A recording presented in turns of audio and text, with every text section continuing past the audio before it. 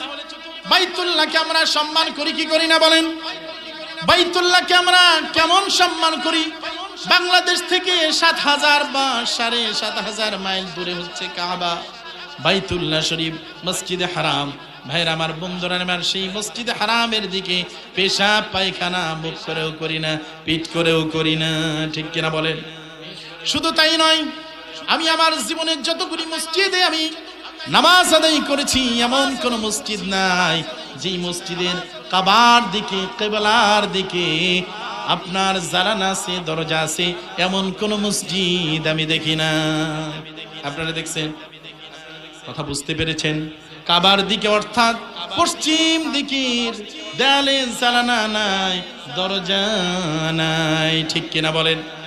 ভাইরা আমার, বন্ধুরা আমার, কেন নাই? কাবার দিকে পেশাব পায়খানা তো দূরের কথা,